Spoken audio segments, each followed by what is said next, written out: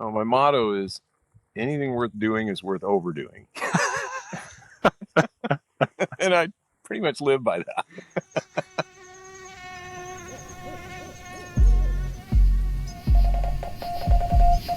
Welcome to the Wild Dispatch.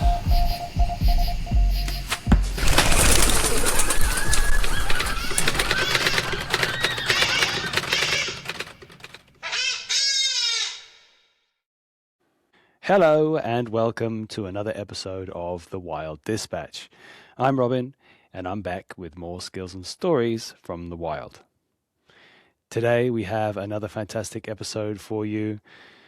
We are talking with a Mendocino County local, someone who isn't too far away from where I live.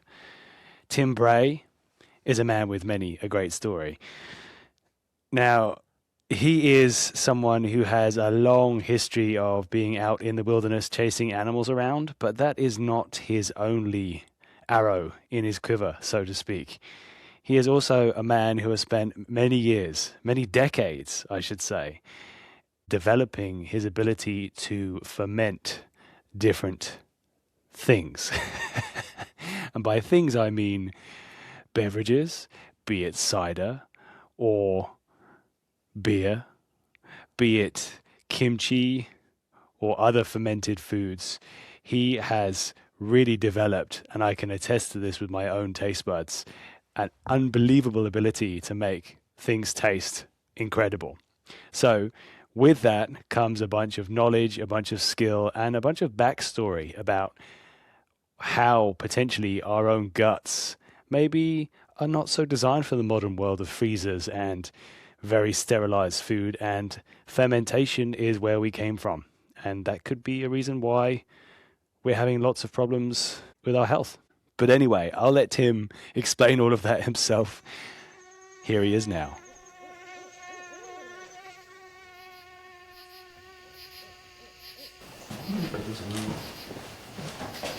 It's all right if I take this cooler. I'm going to nominate you for the Faffing Championships. Oh, I am. World class. Today is a faffy day. Some days are better than others. Today, pretty faffy, I've got to say. Okay, I think we're good. Well, cheers. Cheers, mate. Cheers. Thanks for having me. Yeah. That was a long, drawn-out process, I'm embarrassed to say. Probably, I could have avoided telling everyone about that, but... That's all right. Never let them see you sweat. So, welcome to the podcast. And as I said before, thanks for having me. There are lots of things I want to talk to you about today. But I guess first of all, a bubble just happened up there. Yeah. Mm-hmm. So There'll be a lot of those. Yeah. Yeah, for people who can't see, we are currently in what is about to be the full-time fermentery. Is that the right kind of term? What would you call this area? It kind of is, yeah. You wouldn't call it a brewery because cider you don't brew. So yeah, it's kind of a big fermentation chamber. Okay. Yeah. So we have lots of these big, impressive glass jars. Are they mason jars? What is that called? Called carboys. Yeah. Carboys. Glass carboys. Yeah. Okay. They're kind of old school, actually. People don't really use those anymore. Yeah. Except me. Okay. What? How many gallons is in? Each of those? There's 3 different sizes here. The big ones are 6.5 gallons. There's 4 sizes. There's one there that's a 6. That's a weird one. These are 5 gallons. And then there's one over there that's a 3 gallon. So they come in a bunch of different sizes. It's funny because they don't look that different. Yeah. They don't look that different. Yeah, you know how volume is. Change makes a big difference. Okay. Yeah, these 6.5s are the big ones. And they're kind of a standard size for fermenting things like beer that foam up a lot. Yeah. So you can put 5.5 gallons in one, and you've got a bunch of headspace in there so the foam doesn't come out the top. Okay. Except it still sometimes does. But I like them for cider as well because you can fill them pretty full, and then there'll be a bunch of sediment that settles out of the bottom, and I can take the clear cider off of that. And if I've got a 5-gallon keg, then you need pretty much all of it. So you're saying clear cider. So I guess I'm deducing then this is clear cider? Yeah. In my hand? That's clear cider right there. Okay, so that's cloudy cider at the moment, or it will become cloudy cider. Right. Cider. Yeah, so we should back up, I guess, and what is cider, right? Okay. Because if you've got American listeners, they have a completely messed up conception of what the word cider means. Really? Yeah, only in America does the word cider get applied to apple juice. Right. Yeah. Everywhere else in the world, cider means fermented apple juice. Yep. But in America, you can go to the store and buy cider, but it's not cider, it's just apple juice. Yeah. Because we went through Prohibition and we still haven't got over it. Literally, a thing that happened 100 years ago still affects like daily life in America because we just have these hang-ups about anything with alcohol. How funny. So yeah, So cider, what happened in Prohibition, you couldn't sell cider. Cider used to be the huge American drink. Like alcoholic cider. Oh yeah, because apples grew so well in New England. Yeah. And you can easily grow way more than you can do anything with except make cider. Yes. And then cider, fermentation in general, what fermentation is a way of preserving something, essentially. It's like pre-spoiling it. Yeah. Yeah. A friend of mine is a fermentationist, and his friends call him the master of controlled spoilage. Because that's really what you're doing, is you're just controlling the process of spoilage. Yeah. Yeah. And with cider, you're doing an alcoholic fermentation, and at the end of that, the sugars are gone, and between the alcohol, the acidity, it's stable. It won't go bad after that, unless you let a bunch of air into it, and then it'll turn to vinegar, which is another stage of fermentation. The great thing about vinegar is vinegar cannot go bad. It already did. So that's why cider vinegar is such a big thing. Apple cider vinegar. Apple cider vinegar is the end point. So if you mess up your cider or hard cider setup, then you end up with apple cider vinegar, and that's still useful in some capacity. Exactly. You can, the worst way you can mess it up, basically, you still wind up with a usable product. Yeah. So when did this all start? When did brewing and, I mean, like, I don't know if they all fit in the same category. Brewing is a whole thing, which you're very passionate about as well, or at least I know have been in the past. Yeah. And then fermentation of cider. Yeah. When did that begin? That's a question that archaeologists are working on, and they keep pushing back the answer further in the past. Oh, you're going big spectrum. I mean, for you personally. Oh, when did I start? I mean, no. Tell me like the context. I'm a newcomer, because they've been doing it for a couple thousand years at least, and I only got started. Let's see, I made my first batch of beer in 1991. Okay. And I think I did my first cider in 97. So that's a while. Yeah. Coming on 30 years. Yeah. Long enough to make a lot of mistakes. Okay, yeah. What are some of your biggest mistakes that you made along the way? Well, with cider, a lot of them. Cider is a lot harder to make than beer. Is it? Yeah. I haven't made as many catastrophic mistakes with beer, because if you just follow the procedures and you're careful about a couple of things, sanitation, number one, it's pretty hard to mess beer up. Okay. You can do it, but I probably only messed up a couple of batches of beer in that whole time. But with cider, it's a lot. You're not as much in control, at least the way I make it. There's a bunch of different ways to do it. So we should back up a little bit. You did allude to the difference between brewing and cider making. Yeah. They are different. Okay. So cider is more like a wine. Cider is really a fruit wine. Yeah. It's basically apple wine. Okay.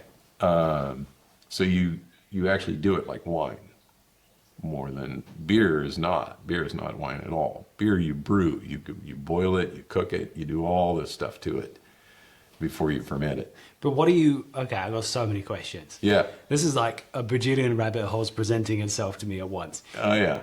What are you boiling with beer? Is it hops? Or... You're boiling what's called the wort. Okay.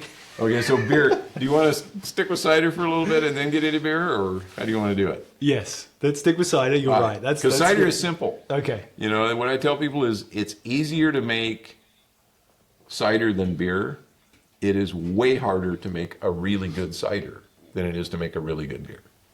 So we can talk about that, why that is. So cider, like I said, it's a fruit wine. So right off the bat, a big part of the equation is the fruit itself, right? It's just like with wine. If you start with crap grapes, you're going to wind up with a crap wine. Yeah.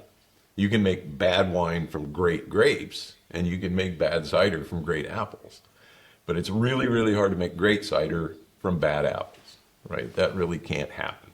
So you got to start with good apples, and people have recognized that for hundreds of years and have been breeding varieties of apples specifically just to make cider with, in exactly the same way they've been doing with grapes, right? Table grapes, you don't make wine out of Thompson seedless grapes. Yeah. You can, but it tastes terrible.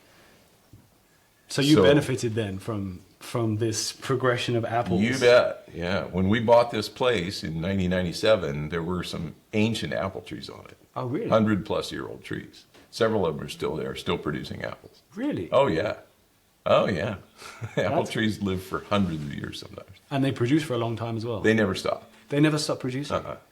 Because I know things like grapes, they stop producing after a while, right? Isn't that right? I don't know. I don't know much about growing grapes, actually. No, me neither. I live in Alabama.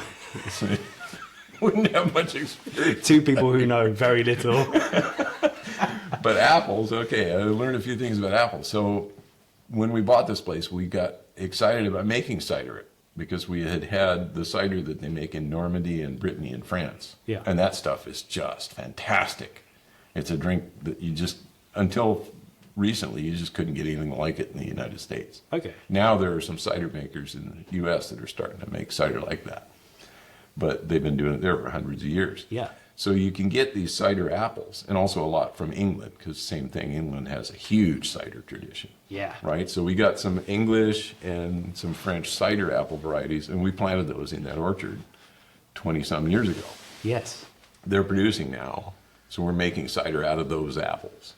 And it makes a huge difference, because if you think about what makes an apple good to eat, right? They're sweet. Mm-hmm. All apples are sweet. They all have sugar in them. But if you have an apple that's just sweet, it's kind of, it's cloying and doesn't taste good. You have to have acidity to balance it. That's what makes an apple that sharp taste that goes with the sweetness. Yeah. And a perfect eating apple is balanced between the acidity and the sweetness, right? Yes. Well, when you ferment, what fermentation does, yeast fermentation, is it converts sugar to alcohol. Okay. And actually alcohol and carbon dioxide. Those are the two products, basically. And in cider, the sugars are all simple sugars. They're fermentable. So the yeast will digest all of them and take all the sugar out. So most ciders, when you're done, they're dry. Yeah. But the acid is still there. The yeast doesn't do anything with the acid. And so now the juice is way out of balance. Now it's too acidic, and you don't have any sweetness to balance it, and so the cider will be very sharp and hard to drink. So a good cider apple has less of that acidity. It doesn't. Most cider apples aren't very good to eat. They taste terrible in some of them, actually, because the other thing you want in there is a little bit of tannin for the astringency. Okay. It's exactly the same thing hops do in beer. You give it a little bitterness, Yes. to offset that sweetness. And French cider has a little residual sweetness to it. And so they have a bunch of apples that are called bittersweets because they have enough bitterness to counteract that sweetness. And so then you get the bitterness, the acidity, sweetness, and hopefully some apple character. Yeah. Then you have a really good drink. I mean, this is amazing. Like that has some apple character to And this does taste more like a cider in England. Yeah. Because that's, if I'm going to complain about cider in general in the US, Right. it's usually quite different it's usually a lot sweeter and Yeah. I don't know. Just 'Cause doesn't they- taste the same. Well, it doesn't taste the same for a bunch of reasons. Number one, getting back to the fruit. Yeah. America went through Prohibition. In Prohibition, they tore out all the cider apple trees. Oh, really? Most of them, yeah. Most of them disappeared. That's aggressive. They just tore them all out. Well, there was no market. What are you going to do with an orchard that produces a bunch of fruit that you can't sell because it doesn't taste good? And you can only make cider with it, and you can't sell the cider. So, yeah, it was just this huge change in culture. They ripped out cider orchards and planted all these eating apples. And so now we have huge quantities of eating apples. They don't make good cider. And now that people, but there's so many of them, people are making cider out of them anyway. Okay. But And you get that's an why American the cider. flavor's different. It's dry, it's acidic. So in order to make it palatable, they have to back-sweeten it. So a commercial American cider, almost all of them are back-sweetened, where they ferment it out and then they sterilize it. They'll either run it through a filter or pasteurize or something to get the yeast out, and then add sugar and bottle it.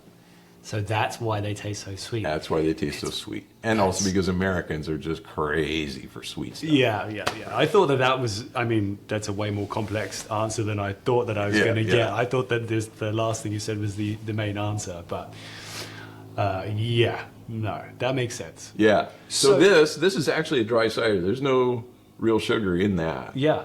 But it tastes sweet anyway because it smells like apples. Yes. It fools your palate. Okay. Your palate says, "Oh, this is apples," and it tastes like it's sweet, but it's not really. No, it's great though. It's very tasty. tasty. That's a tasty cider, yeah. And that's combination of cider apples and the technique. And then the technique part of it is getting the right yeast, because there's hundreds of strains of yeast you can use, and there's also wild yeast. A lot of people use that. Where do you get the wild yeast from? You don't, you just hope it's there. Oh, okay. Totally unpredictable. Sometimes it makes absolutely horrible cider. I mean, you may wind up just total Itchy. loss. Yeah. Sometimes it's great. It's just completely unpredictable. Some people love that and really go for that. And if you find a wild strain that works, then you can keep reusing it and basically develop your own cultured strain of yeast. It's not hard, actually. Really? It's not even really that hard. That's so intriguing. So that's what's, in most of the cider producing areas of the world, like England, there are regional yeasts in England that are just in the trees. They're on the fruit. They don't add yeast when they make the cider. It's just starts. Yeah. And same thing in France. They don't add yeast in France. I've They got- do in commercial cideries now, but Okay. traditional cider making, they didn't. There's this type of cider and you may have heard of it in England. It's called Scrumpy. Yeah. And that stuff is rocket fuel. Yeah. It's like, and it's Not for the faint-hearted. Oh, it's an amazing experience, and like usually it's in the West Country, which is Right. obviously the west side of the country. I guess is in the name. But spending time over there and drinking Scrumpy, and you drink it like room temperature, and it's really cloudy, and it almost tastes cheesy. Like it's so like creamy and unfiltered in its kind of nature, but it is rocket fuel. You can't drink more than 2 or 3 glasses of that, Right. you'll be completely shit-faced. And I have been multiple times, because you think this is really tasty in a kind of cheesy, strange. I don't know why it's cheesy apple, but it's amazing. This stuff is infamous. Right. Yeah. Right. Yeah. Because Scrumpy is usually made with a wild, it's just a wild fermentation. Okay. It's unfiltered and frequently unclarified, Oh yeah. and frequently just straight off the fermentation too. You just ferment it and drink it, no aging. Yes. And that's another thing that's part of the equation is, what you do with it after fermentation is done. Because when yeast ferments something, it throws off some little byproducts, Okay. just tiny trace quantities of these weird organic chemicals. Some of them are good, gives you some aromatic character and things. Some of them are not good. The not good ones, if you leave the thing and age it for a while, a lot of those will go away. Okay. The yeast themselves will kind of redigest them. Some of them will bind up to the sediment and drop out. They just kind of get better with a certain amount of aging. But cider you can't age very long or the apple character starts to decline. So there's a sweet spot in there where you clean it up, let the fermentation byproducts kind of dissipate, and then the apple character will come up. Yes. And if you taste this stuff over a period of time, you can actually really see it happening. You can see the difference or Yeah, taste the and then difference. after a few months of aging, it's like, ooh, this is getting really good. Okay, interesting. And then and this all assumes you've got a way of keeping air out of it, because air is just absolutely deadly to a completed cider. So you keep the air out, you can age it up to a couple of years, actually, and it'll still be really, really good. But So then I'm wondering, Scrumpy then maybe is aged a bit longer because it has Scrumpy- less of the apple flavor. And Scrumpy it's very is strong. usually, I think, just straight out of the fermenter. Oh, so it's just done. It's just, Like, just it's just bangs in. rocket fuel. Yeah. It also doesn't even have they can't tell you what percentage strength it is. Scrumpy, I think they also often fortify it. They'll add sugar just Okay. to get more alcohol without any flavor to make it more like rocket fuel. Yeah, that makes sense. I mean, it's legendary. It's got a like reputation. A drink that you drink just to get drunk. Yeah, Right? and Not because, oh man, this is really good. It's Scrumpy. highly Right? Does effective. anybody ever say that? it also makes you like crazy drunk as well. Like, Oh, is that it's right? a little bit like tequila in some way. Oh, Maybe it's see. the excitement of like the ritual of it, but Maybe, but it also might be some of those byproducts. Maybe. There's some fusel alcohols and things that will, in fact, make you kind of nutty. the fun stuff. They also give you headaches. Yes, no, that's I can vouch for that. Yeah, Absolutely. okay. All right, so enough about Scrumpy. Yeah, I can't stop talking about it because I've got like young memories fused. Now you got me set off on it again now. I got a 6-pack of beer just recently, and somebody stuck a bottle of Scrumpy in it. Oh, really? They're what claims to be Scrumpy. I haven't tried drinking it yet. to Oh, see good if luck. it's- Don't leave it too long. Yeah, probably, yeah. But this stuff hopefully won't come out like that, although you never know. Yeah. So this stuff, what I do is, you grind the apples, you press the juice out, and then you can add some bisulfite, a little solution that doesn't kill off the wild yeast, but it just kind of stuns it. So Okay. it doesn't just take off. And then you can add your own cultured yeast. And that's what I normally do. Okay. Sometimes I don't do that step, and I'll just leave the wild yeast in there to get a little wild character, because it's sometimes good. The wild yeast character gives a little funk Yes. and complexity, which is good. I think that's a lot what of I it is like. too much, Okay. but it's also highly dependent on the individual taste. The So- specific yeast. Yeah, And that's how much of that funk you like. It's also a personal thing. Yeah, exactly. Because Tim Bates over in Philo and I used to do cider classes at the Not So Simple Living fairs in Boonville back in the day. And one time we did a tasting session after we had kind of talked a little bit about cider making. Yeah. And we had some good ones, and I brought a couple of bottles that I thought were bad. I said, does anybody want to try a bad cider? And it was bad not in that the fermentation, it wasn't vinegar, Yes. and it wasn't awful. It was just really super funky. The wild yeast had taken over, and it just had this really distinctive, I'm not sure how to describe the aroma, but once you smell it, you always remember it. And so I opened the bottle, and a couple of people were like, yeah, I really want to try that. So I opened the bottle, I started to pour it, and Tim Bates had his back to me, and he caught that smell just from me opening the bottle. And he was like, oh, I know that smell. Some people describe it as mousy. Wow. Yeah, kind of like, this weird, funky, musky Yeah. odor. And I poured it out, and a bunch of people tasted it. And most of them took a taste and they said, okay, I see what you mean. This one, I like that other cider a lot better than this. And there were two guys who tasted it, and they looked at me and they are you crazy? This is the best cider I've ever tasted. They just were mad for that funk. And the rest of us would have thrown it out. Yeah. Right. So there you go. You've got an audience. Yeah, You should yeah. keep his phone number for when things Yeah, don't go to plan. I should have said, okay, I know. Yeah, I can always get rid of the bad.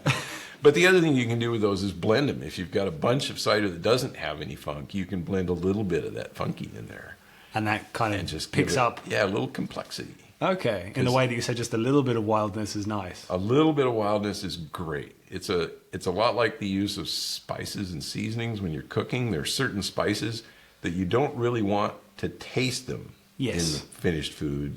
You want it to be a thing where you taste and somebody tastes it and goes, huh, what is that? I can't really put my finger on it. That's the right level. Yes. The funk for me is kind of right there. You want it where you can, like, there's something about this cider that's different, but you can't put your finger on it. Right, you don't want it punching you in the taste But when it buds. slaps you in the face, yeah, it's too much, yeah. So anyway, yeah, that's basically the process. So the bubbles that you see coming up are the carbon dioxide escaping from the yeast, and the reason it's bubbling is those are called airlocks, because you don't want air getting back in to that carboy. Once the fermentation starts and the yeast has used up all the oxygen that was in the juice, you want it to proceed with no oxygen at all in there. Yeah. Because oxygen will lead to different kinds of reactions and favor bacterial growth. And you really don't want that. The bacteria will make it acidic. That's where you get acetic acid if you let oxygen in there. So how long has this been in here now? Because I know when I spoke to you on the phone a few weeks ago, you were really busy harvesting apples, trying to process everything. Yeah, let's see. Oh, you got a journal. Yeah. We started pressing on the 18th of November, and we finished on the 22nd. Okay. So it's now the 4th of December. So Okay.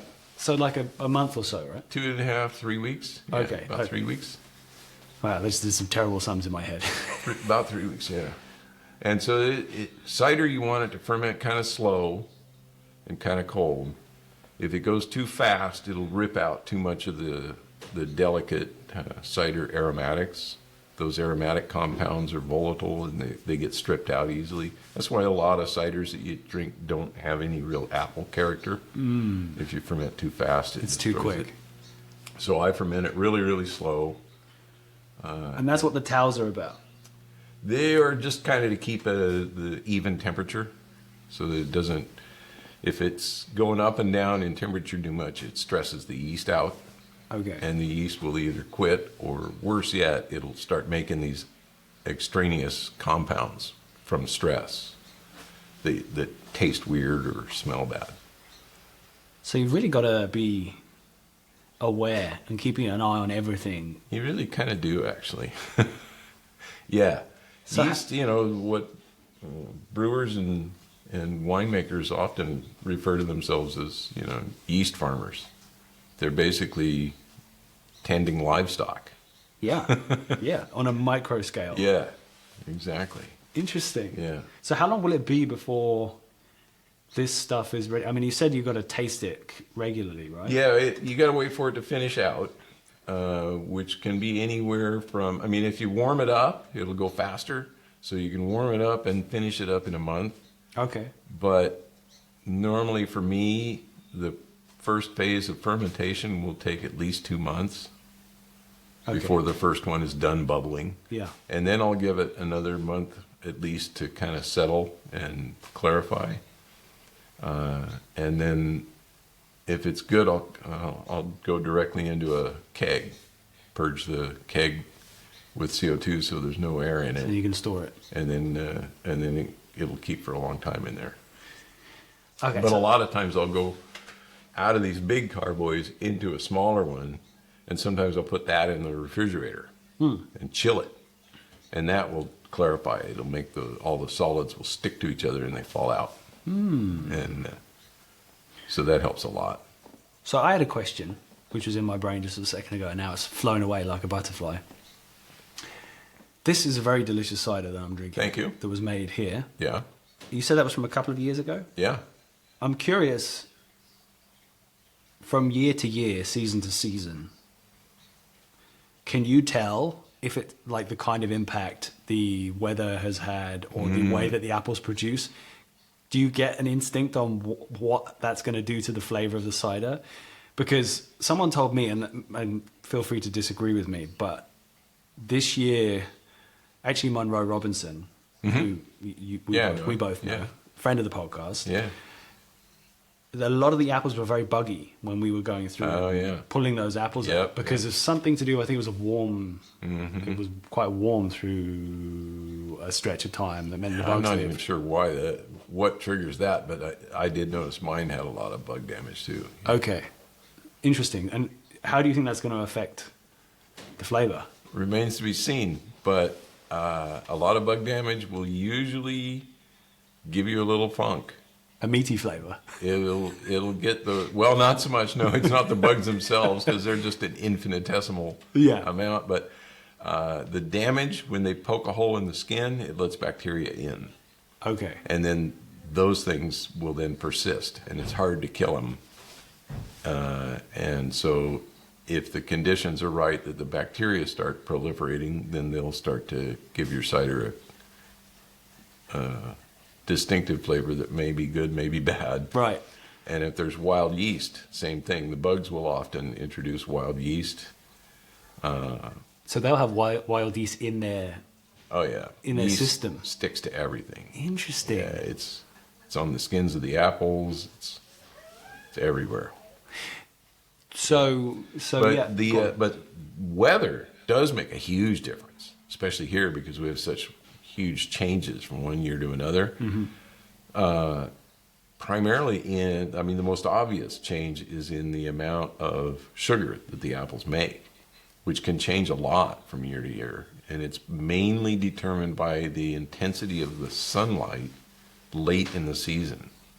So when the apples are really finishing up and they're starting to really pack sugar into them, if you get a lot of really good, it's not heat, but just intense sunshine, which, I probably shouldn't have planted an orchard in Albion if I wanted intense sunshine. But some years you do, right? Some years, August, September, it's just relentless sunlight every day, and the sugar level will go way up in these, especially the cider apples that are specifically bred to produce more sugar. Yeah.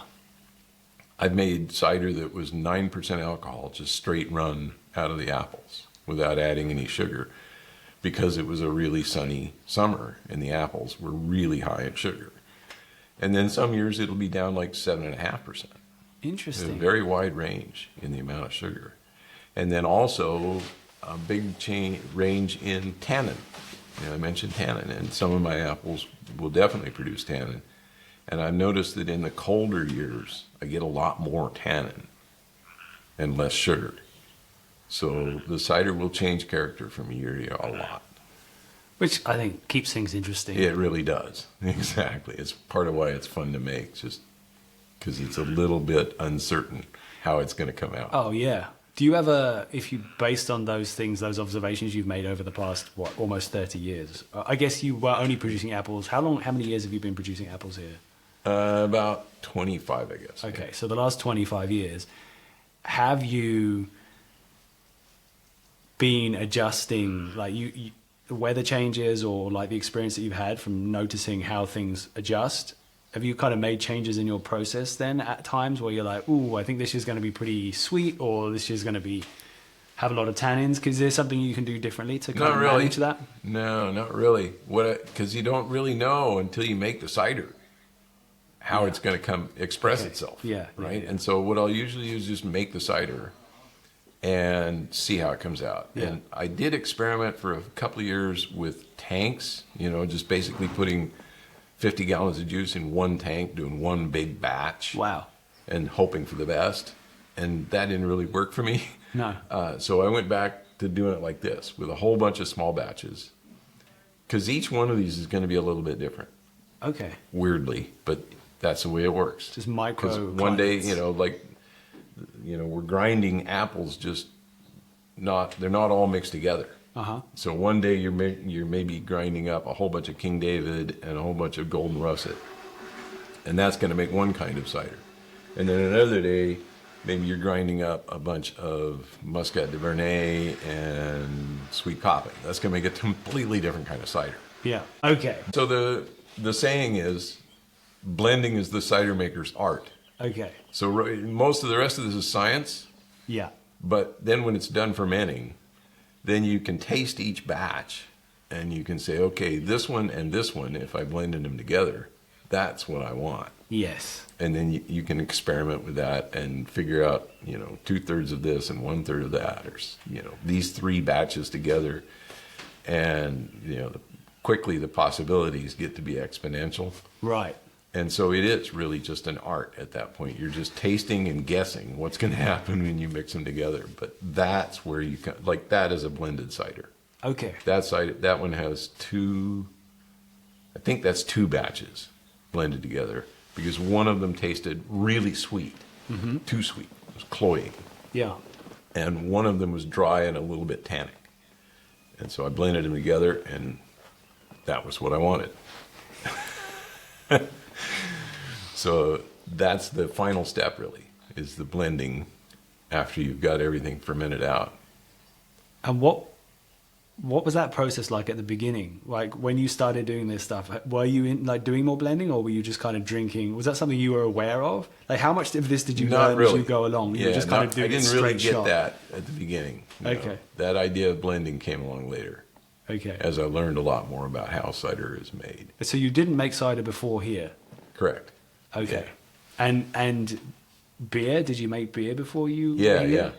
Okay. Yeah, my wife got me a homebrewing kit I think it was for Christmas in like 1991, because some of my friends were homebrewers, and it seemed interesting. And so I remember I made my first batch of homebrew, and beer is interesting stuff to make.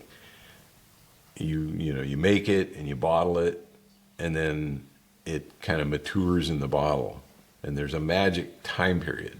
Usually it's about a month to 6 weeks after you bottle it, where it just suddenly becomes great. Okay. Right? When it's first fresh, what they call green beer is freshly fermented, and it's kind of harsh and frequently not that great. But then you bottle it, and like I said, the yeast kind of cleans itself up, and you get this aging process, and there's a magic point where all of a sudden it just really tastes good. And I remember that first batch, just like a month in, I opened it up, couldn't wait, right? And I'm like, oh my God, I made this. So I was hooked right then. I mean, homebrewing is the greatest hobby ever. Yeah. Yeah. Yeah, it really is. You're tempting me. It's not that hard. And, you wind up with beer. Yeah. And it's not really hard to make really, really good beer. And that's how come we have craft brewing, is because home brewing took off in America, thanks to Jimmy Carter. Jimmy Carter signed the law, and actually I should find out who the congressman was that wrote it, but Congress passed a law saying that it was to legalize home brewing. Really? Right. It was illegal from the 1920s or 1930s until 1977. I guess Prohibition caused that. So it must have been fine before, or at least it wasn't really considered in a legal capacity before that. And then Correct. Prohibition shut it all down. Before Prohibition, I don't think there's any legal regulation on home production at all. Yeah. And then in Prohibition, it was illegal no matter who you were. Yeah. It was illegal to make it. People did anyway. And then Jimmy Carter, bless his soul, signed this law, and homebrewing, and there were I knew people who had been homebrewing before that, but it was really hard then. You couldn't get good ingredients because there was no legal, it wasn't actually legal to sell the stuff that you could use to brew with. And so there was no market for it. Nobody was doing that. So it was really hard to find the ingredients to homebrew with. And then that all changed after 1977. And in the 1980s, it just exploded. How are we for time? You said you wanted to go look at the orchards. And we're in a pretty good rhythm right now, but when does the time stop? Well, the sun will go down at about, 4:45 or so? Okay, so we've got a little bit of time. Yeah. Maybe let's wait All right. just a minute or two. Yeah, sure. What were you just saying? Well, I was talking about what a great hobby homebrewing is. Oh, and also the legalization. Oh, yeah. And so once it became legal, then people started getting into it, and then that meant there was a market for the stuff you need in order to do it. because homebrewing does take some specialized gear. You need a big kettle Okay. to boil the stuff in. You got to be able to get the right kinds of grain. You need to get hops, and all these things were hard to get before 1977. And then fairly quickly after that, homebrewing shops started springing up, and by the 1980s, then it really took off. And then all these homebrewers started getting, very quickly it became obvious how easy it is to make really good beer. And so you couldn't, at that time, buy really good beer in America. Yeah. You could get Pilsner, and that was it. You could get American light lagers, and in probably a dozen different kinds of American light lager, indistinguishable from one another, despite what the advertising campaigns claimed. And then people would start brewing, porters and stouts and pale ales. And Ken Grossman was a home brewer, and he came up with this pale ale recipe with a lot of hops in it, because hops became available to home brewers. Right. Now you could get this stuff, and he was like, "Oh, if some is good, more is better," and put a lot of hops into a pale ale, and all of his friends were like, "Oh my God, this is the greatest thing ever!"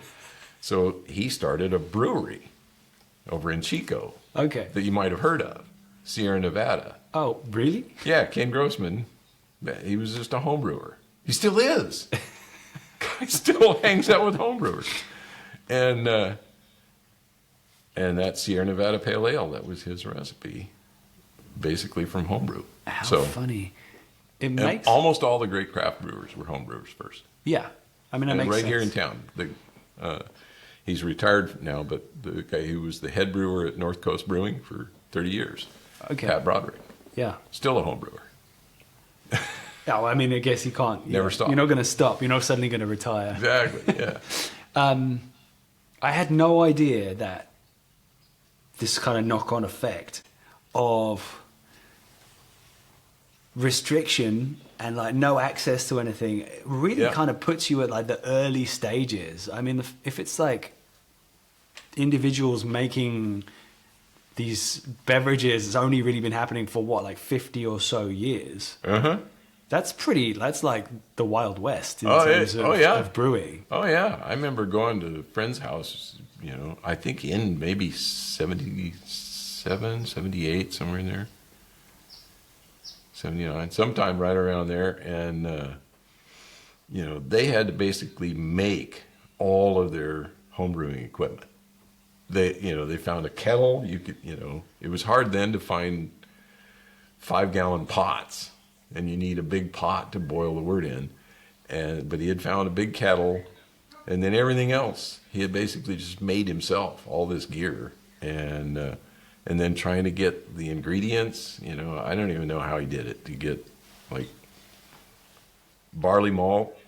You can't just buy grain; it has to be malted. Yeah. And that's a whole process in itself. But I think you could get malt. Malt was still, it wasn't an illegal ingredient. It was just hard to find because there wasn't a big market for it at the retail level. But malt, the big breweries in America were using colossal amounts of malt. So I guess the early guys found some way to, get in on that and get some here and there. That's so curious. Yeah. So yeah, it was a whole different scene back then in the late 70s, early 80s, sourcing the ingredients and then figuring out what you could do with them. And then getting yeast. There was only a few kinds of yeast available. Yeah. Many of the yeast strains that exist now didn't even exist then, literally. I mean, one of the most popular yeasts in America right now for making beer is a strain. It's got different names. The dried version is called US-05. The wet version is either Chico strain or something. Yeah. But it's the Sierra Nevada house strain. That yeast didn't exist until Ken started the brewery and developed that strain in the brewery. Curious. And now it's just everywhere. I mean, it is like the go-to yeast strain in America for brewing beer. I had no idea. Yeah. So, how old were you then when this was all starting? I guess maybe look at a bit of context as well. Like, where were you when this was happening? How old were you? And I mean, we've talked a lot as well, and it's like you've done a bunch of other outdoorsy stuff as well. So was that all kind of happening at the same time, or would the brewing and fermenting kind of come later? Yeah, the brewing and fermenting came later. Yeah, the outdoor stuff was, from get-go, because I grew up on a ranch. Oh, you did? Yeah. Where was that? And my family were outdoorsmen. My father, his father, and his grandfather were all well-known hunters. Okay. Yeah. What area did you grow up in? Southern Oregon, the Rogue River Valley. I grew up on a cattle ranch. Okay. On the Rogue River. So, yeah, for me, it was a pretty good place to grow up. It was a great place to be a kid. I probably didn't appreciate it then. I did, actually. I mean, because if I was bored, which, when you're a kid, you're bored a lot. And if I was bored, I could pick up a fishing pole and go down to the river and fish for steelhead. Or I could pick up a 22 and go hunt jackrabbits and digger squirrels. Or, yeah. Sneak up on deer or something. And when I was about 18, I think I took up a bow. 18? Yeah. What year was that? It would have been 75. So pretty early on in Yeah. the kind of new wave archery Yeah. hunting scene. Yeah. Yeah, it was. It was pretty new then, although it was getting big. Okay. Fred Bear had made it big about 15, 20 years before that. And then all of a sudden, you could get bows and decent archery gear. And so I got a bow and took up bow hunting. And because deer hunting at that time in the rifle season was getting kind of crazy. There were so many people. And rifle season was kind of a zoo in a lot of places. But archery was still Wild West. There was hardly any bow hunters going after big game then. Yeah. And were you hunting in the same area, or were you traveling to hunt? No, we mostly hunted in eastern Oregon, actually. In the mountains? Yeah, in the mountains, yeah. Although I did hunt, the Cascades. For deer. For deer. Yeah, and then I got Dad got into elk hunting, and I got him into bow hunting. So we started bow hunting for elk, which, without any question, the most frustrating thing I've ever done in my whole life. I think I can agree with you on that. But also kind of the funnest. Oh, well. God, yes. It's just exhilarating, but just unbelievably frustrating because, those animals have got all the advantages, right? I mean, you are just putting yourself up against overwhelming odds trying to not only get close to them, but get an arrow into one. Right. Right? The difference between sneaking up on an elk and getting an arrow into an elk. Worlds apart. Worlds apart. One of them's easy. Sneaking up on an elk, oh yeah, you can do that every day.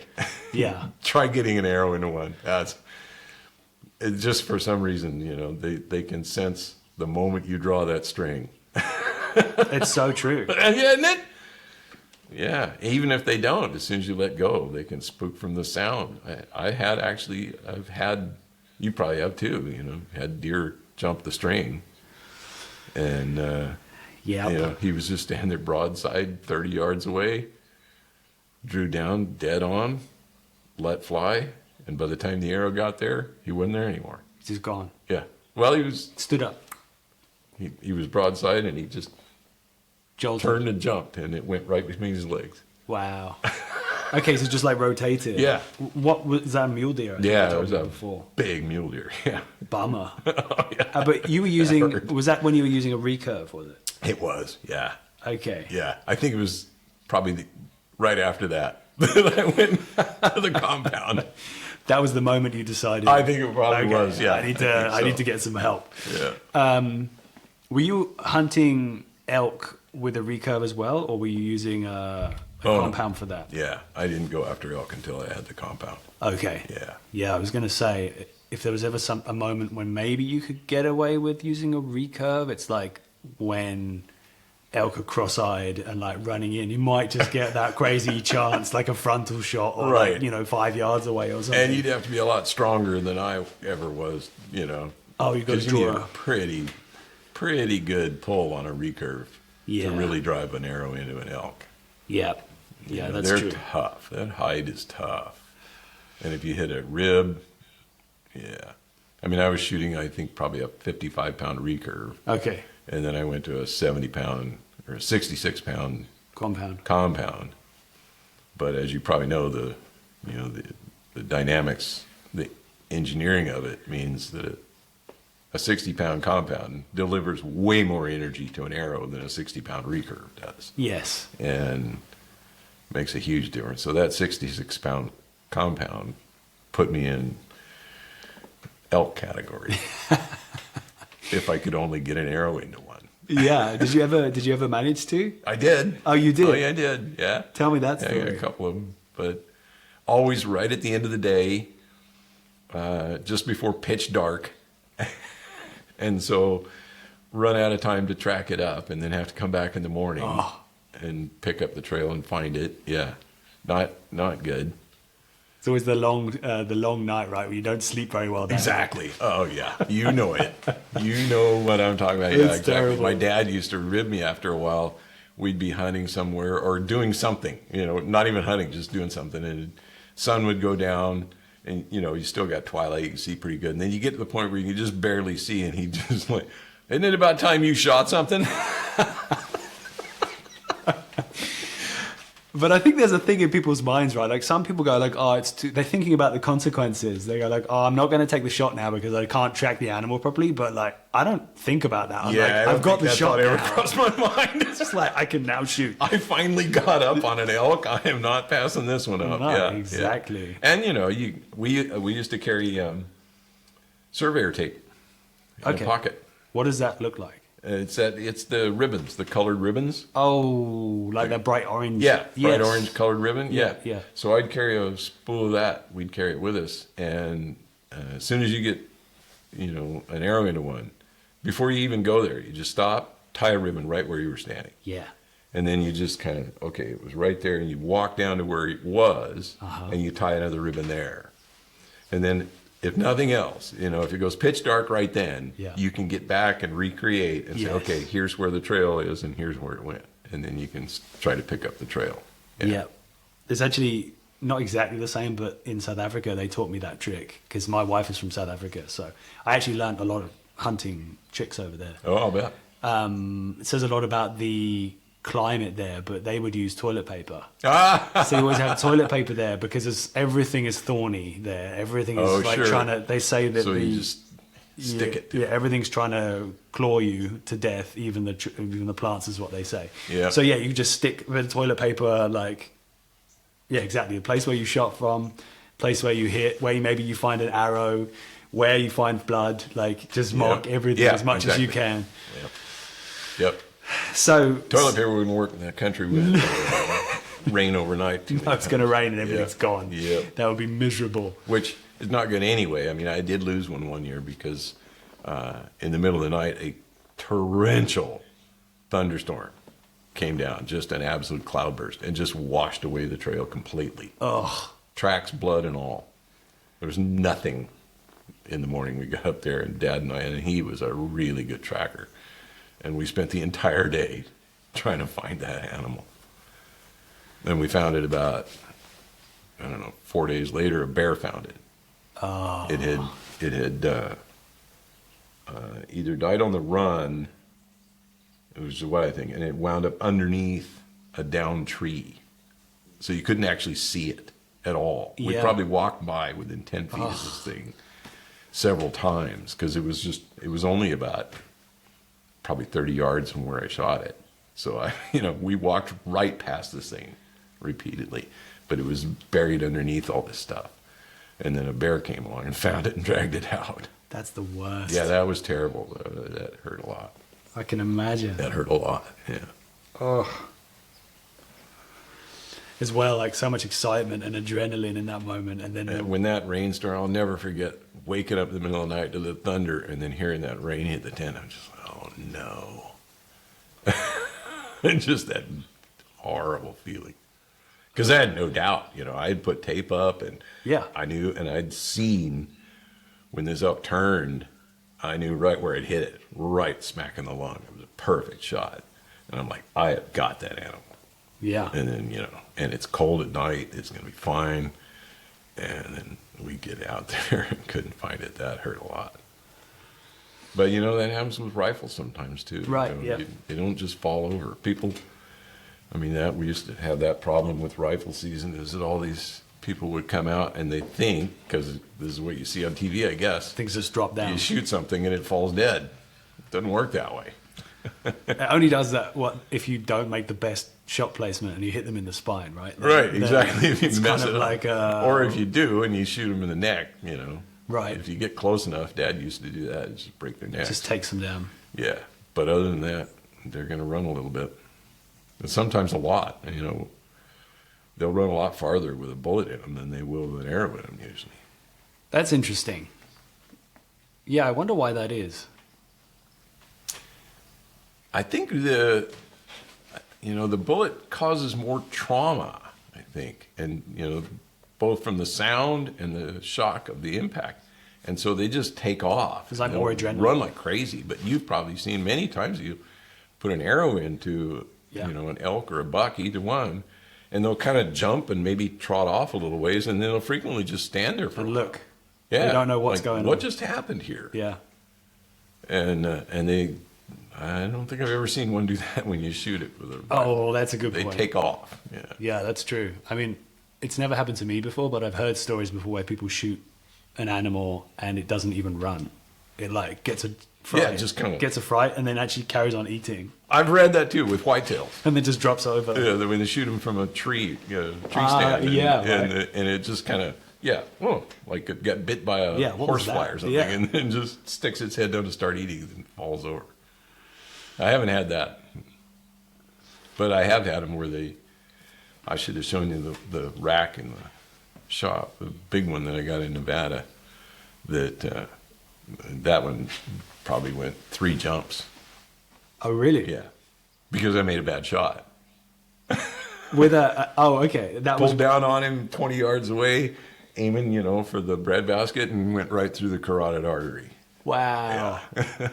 Almost missed him completely, but he made 4 jumps and down he went. Funny how things like that work. Right? Yeah. I kind of definitely went through a bit of a period of hitting high on animals with a bow and just whacking them, We all did. and then they just jolt. Either you hit the spine or you hit close enough to the spine that they then jump, and then that does something to their spine, and then they're just down, which is not ideal, but also means you don't if have it to goes track. just underneath the spine, it'll cut that big artery too. Yeah, I've done right. that once. Yeah. Blood Yeah. trail was pretty easy to follow that time. Yeah. Hunting shots almost always go a little high. I actually taught myself to aim low Yes. to counteract. Yeah, I try. Yeah. But sometimes it's sometimes it's Yeah. sometimes it's tricky. Archery hunting, man, especially for elk. Oh my God, it's so hard. They can smell you, they can see you, they can hear you. Oh, yeah. I swear to God, they can just sense you, even if you don't. Yeah. None of those things. No, I think that's super true. I really believe lately, talking with a few people as well in this podcast, I think that there's an energetic thing happening. If you're really worked up or if your heart rate's racing, Right. something's happening in your body you're electrically, giving everything's off firing. Something they can smell too. I really do. Whether they smell it or Yeah. whether they sense it, they can see. I don't Yeah. know what it is, but they know something's there, and they can tell. And Right. in a weird way, there have been times when I've been able to turn that off somehow, just Yeah, being yeah. aware. And African animals are super Calm flighty. yourself. Oh. They're unbelievably flighty in the sense that they will jump the string as well. Uh-huh. I've taken a shot at an impala. Readers will be bored of hearing this, but I've shot an impala before. I think it was 48 yards, and it dropped as the arrow was flying, skipped forward once, turned around, and ran 2 leaps back the other way before the arrow passed where it would have been. Like the speed of their reactions is absolutely unbelievable. Yeah. Like even the pigs there, like the warthogs, can jump the string at like 25 yards. Is that right? Wow. And that's with a compound. Wow. So it's it's incredible. So not only you have to get close to him, you have to get close to him without them knowing you're even They there. they can't really suspect. If they stop and look at you, you might as well not even shoot. If you throw, I've done that before where an impala was looking at me and I was like, I'm just going to throw an arrow for fun. It wasn't there when Boom, by the gone. time the arrow Wow. got there. Yeah, no, that was another time. So yeah, it's ridiculous. Yeah. Should we have a little look at the It's the golden hour now. Yeah, it's the golden hour. It'd be a good moment to have a look at the apples.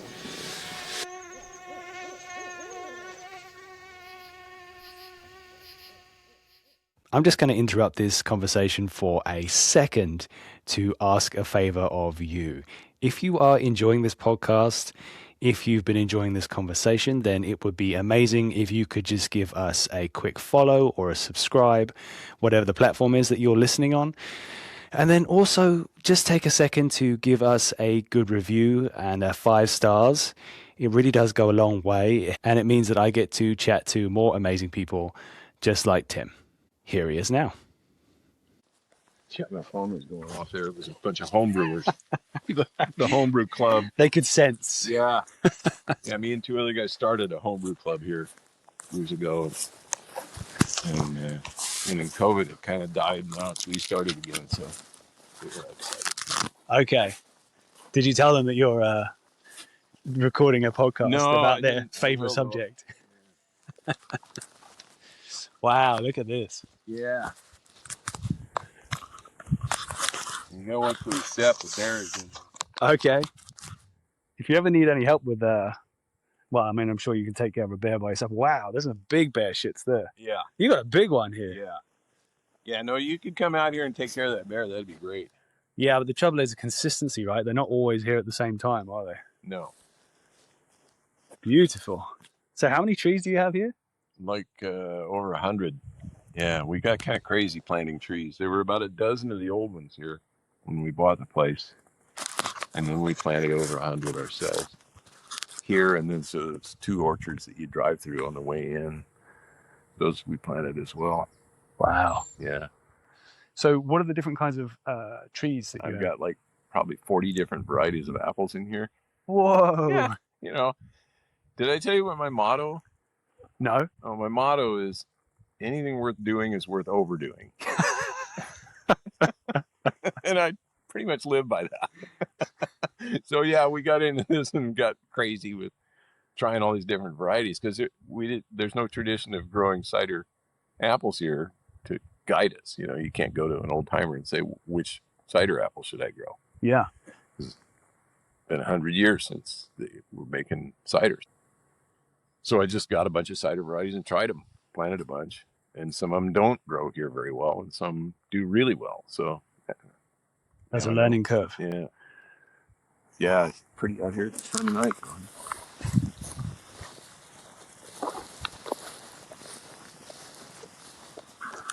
Yeah, this bear is huge. Have you seen the bear? I haven't actually seen this guy this year, That is but yeah, he is leaving giant scat. like his turds are like 2.5 inches across. Yeah, and there's a pile over there. He must have got into some meat. It looks like a meat scat to me. Oh, got hair in it, has Black. it? Yeah, okay. Yeah. The rest of it, we sometimes joke about this. Why do bears even eat apples? Because I'm sure they don't digest. Right, you see a bear shit and it's so full of apples. It's more apple than shit. But I think, is it also because they eat so many of them, right? Like if you ate like half an apple tree's Right. worth of apples. Exactly. And nothing else for like 2 days. Yeah, you'd probably do that too. I was going to get you one of these. These are actually favorite apples. That's refreshing right there. This is one of the 2 oldest known American apple varieties. Okay. This is called Roxbury Russet. And it was known in New England, in Roxbury, Massachusetts, in the 1650s. Whoa. Yeah. Probably planted by one of the original colonists. Do you know where they brought it Seeds from? They brought from England, the Okay. seed. But apples don't grow true from seed. When you plant an apple from seed, It'll you're be just going to different. get wild apple. And it's So you have no idea what it's going to be like. It's going to be mostly like crab apples. So you gotta, because you can cut off of, Right. you can cut a branch off, right? Yep. And then And make, graft that. and graft it and make that. And that basically is cloning. That's how you control it. So like this is a clone of a tree that grew in Roxbury, Massachusetts in 1650s. Wow. Isn't that incredible? It is That's kind of lineage mind-blowing, right really. there. That you just take a piece of wood off of it, and then that DNA persists, and sometimes you'll get a sport. Sometimes it will kind of, something will happen and it'll be different, but these things are still fantastic apples. Okay. And it's still one of the best eating apples Oh, really? ever, and they keep like rocks. I mean, Wow. that apple's been ripe for well over a month, Wow. and it's still as hard and fresh as can be. I think we should try. Oh yeah, it's delicious. Wow. Yeah, I know. A lot of flavor in these apples. That's so good. Yeah. Just the right level of like crispiness and crunchiness and flavor and sweetness.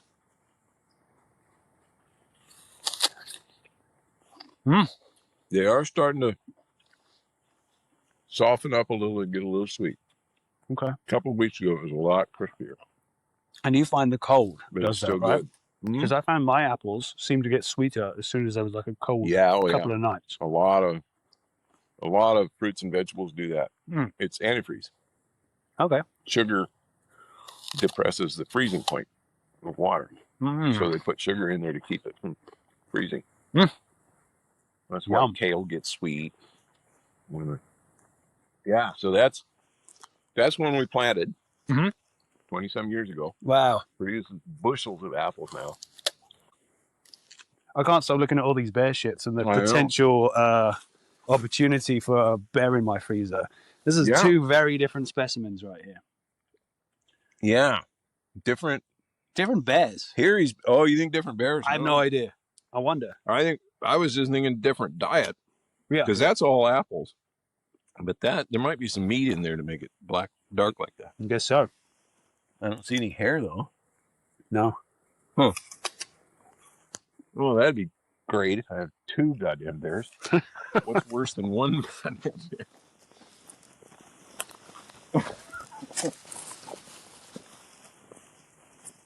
He didn't eat these. This is interesting because this is a cider fruit. This is a bittersweet. Less sweet. Yeah, it's very bitter. These fruits are very tannic.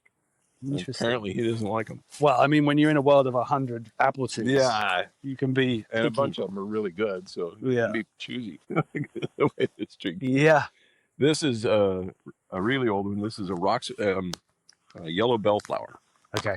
That's the variety, which is an old antique American apple, and beautiful apple, and quite a nice eating apple, and makes good apple sauce too.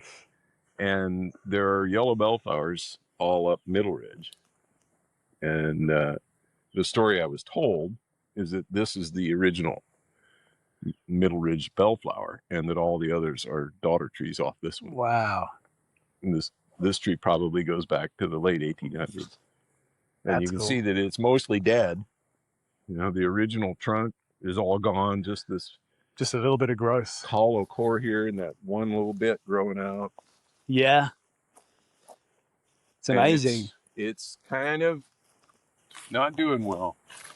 It does have, there's a strain of Phytophthora that it's infecting some of my trees, and it's got it. Is that the thing that messes up the leaf? Messes up Oh, everything. wow. It gets into the bark. Okay. This is okay, but like you see how this is healthy. Mm-hmm. So the bark here is shiny and smooth and Yeah. a little bit greenish, you know, and flexible. That's good. Mm-hmm. This. That is not healthy. That is death. So this has got Phytophthora that has run up. I think it starts out at the tip, gets in somehow, and then it runs back and kills it back. And then if you get ahead of it, like I'll cut this You all can the cut way it back off. and try to keep it from going into that main stem. And I've been able to do that and keep this tree alive Sure. for the last 10 years or so. Sounds like work. You've got to keep an eye on everything. Yeah. I guess you can't really be away for a long period of time because stuff can change quick. That stuff doesn't go quick. Okay. It gives it some time. It won't work its way all the way up the branch in a year. It takes Okay. some Slow. time to work its way up. But that's where the fruit comes from. And that's why all the bears are here. Yep.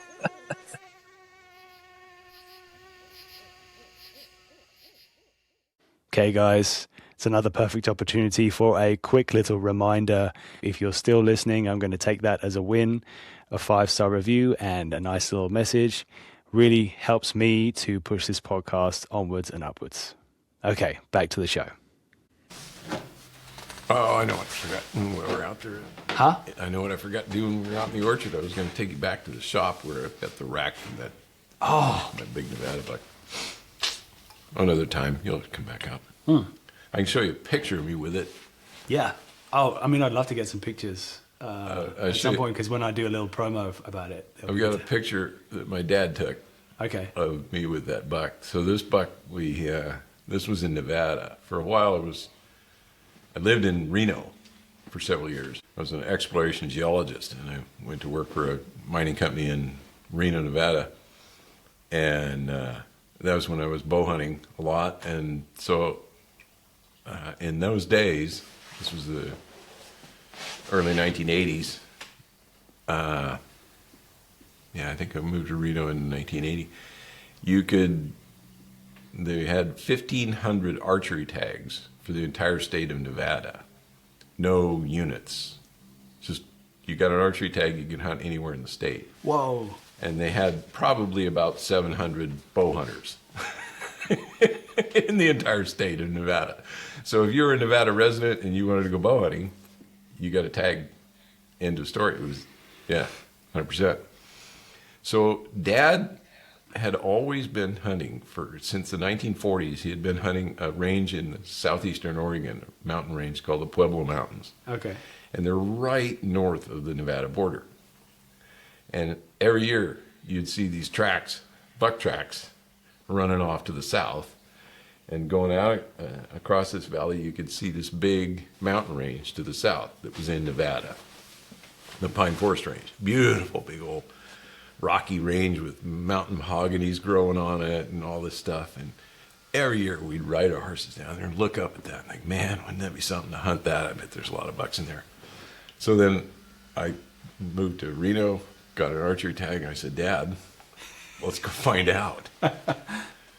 And there's a wilderness area in there. So he brought the horses and we packed back in there on horses. And by the time I had come along and started hunting, the Pueblo Mountains had gotten pretty badly hunted out. Oh, really? Yeah, they got popular. Dad took a guy with him one time buck hunting there back in the probably 1950s or 60s, who it turned out was a writer, and he wrote an article that got published in Outdoor Life magazine. Oh. And so like the year after that, the mountains were just swarming with people. So by the time I came along, the hunting in the Pueblos wasn't very good, and I was hearing all these stories about the way it used to be. You know, we'd see 20 or 30 bucks in a day, all this stuff. Well, we went down to the Pine Forest Range in archery season. I'll never forget the first day we got up in the morning and went out, and there were just deer everywhere you looked, bucks as far as I could see. Just unbelievable, including great, monstrous, big old bucks. It's muleys, is it? Mule deer, yeah. Okay. Because this area just didn't really get hunted very much. Yeah. It was difficult to get into. There were a lot easier places to get to if you were, rifle hunter. So even rifle hunters didn't really go back in there very much. And for bow hunting, nobody was going in there bow hunting when we were first went in there. So we hunted that for a few years. And one year I got up on this really big buck. And one of the 2 or 3 biggest bucks I've ever seen anywhere in my life. And I came up over a rim rock and looked down in this basin, and it's just full of deer. probably 200 deer in this basin. Just everywhere you look, there's deer. And it's right at the end of the day, and they're all feeding. And so I have binoculars, I'm looking through, and there's a little group of bucks, there's a little group of bucks over here, there's does everywhere. And it immediately apparent I have no chance whatsoever of hunting any of these deer. There are so many does that they're at any given moment, there's 20 of them with their heads up, looking around. They're just, that's the way they are. That's the one thing about the fine forest range I never understood, even though it didn't get hunted that much. They were the spookiest deer I've ever seen. They were like the deer, the animals you described in South Africa. Okay. Just unbelievably flighty. I watched two deer that I spooked way up on the top of the mountain. I watched them run. This is Nevada, right? You can see a long way. I watched them run. They didn't stop running all the way off the mountain range and out into the desert, headed for the next mountain range. It was like 20 miles away. And the last I saw them was this dust trail in the distance. They were still running. I'm like, I don't know why those deer were so spooky, but they were. So anyway, I see all these deer and I realize there's no way to sneak up on anybody because there's too many deer. And what's the terrain like there? Was it like sagebrushy? Yeah, or? just open sagebrush. Okay. Yeah. And there's here and there in the pine forest range, there are clumps of denser brush. So there was some cover here and there and some rock outcrops, but not enough, to really be, not with all those eyes and ears and noses. So I just sat there watching, and working through until I came over to the edge of the basin and I just was like, holy cow. I've never seen anything like this. This buck was laying down. He wasn't up like most of the others were, but he was just monstrous, just way bigger than me. Body and rack, just humongous. And so I looked around and I'm like, there's no way. I'm just going to sit here and watch this guy because who knows if I'll ever see one like it again, Yeah. So I sat there for half an hour just looking at this buck. And he had a little, what we call a bodyguard, a small 3-point with him. The old bucks often do that. Yeah. They'll have a young buck, and the young buck is nervous and looking around, and the old buck just lays there because he's doing all the looking. And that's what this was doing. And then after quite some time, I began to realize that all the other deer were kind of drifting off because it was about this time of day. The sun had gone down, and they were starting to go off somewhere else. And so I started looking around and realized, hey, wait a minute. There's a little way I could sneak down into this little ravine and it'll keep me out of sight. And then if I come up at just the right spot, I'm right on that guy. I'm going to try it. And, so then you have to memorize what the terrain looks like because you're going to be down here where you can't see anything. Yeah, and right. you have to Find have it some again. kind of landmark so you know where to come up and, okay. Got this all planned. I sneak and pussyfoot along, try not to make any noise.